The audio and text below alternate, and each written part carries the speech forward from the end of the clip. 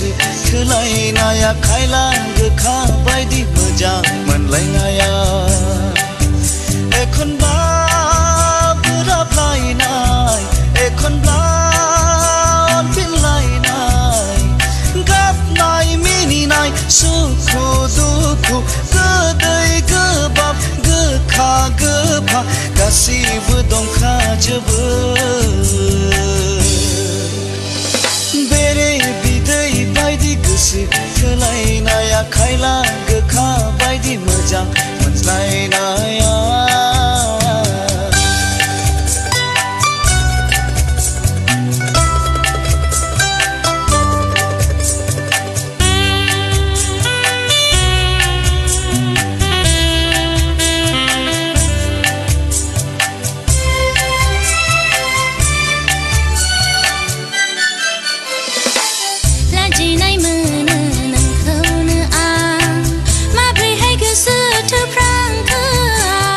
खाफालनि लिरनाया नंखाय नङा नोंहाला जि नांगौ गैया बबे खनायाव थाखोमानो आं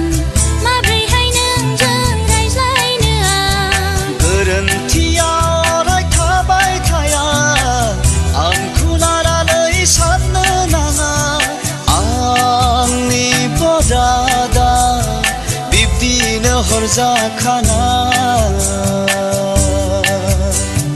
आंनि खाफाला बिब्दिनो दाजाखाना बेरे बिदै बायदि गोसो थोलायनाया खायला गोखा बायदि मोजां मोनज्लायनाया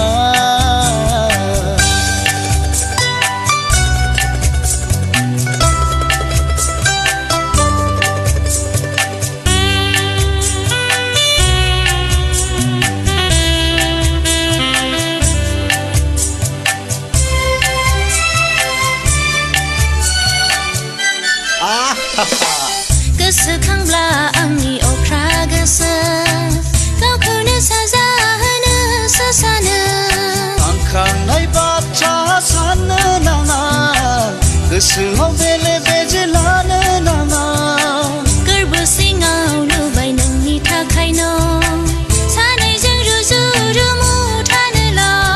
जिउनि जोबथासिम अनलायलायगोन जोनोम जोनोम मोननो आरज गाबगोन मानसिनि बरादा इसोरनि आखायावखा मानसिनि बरादा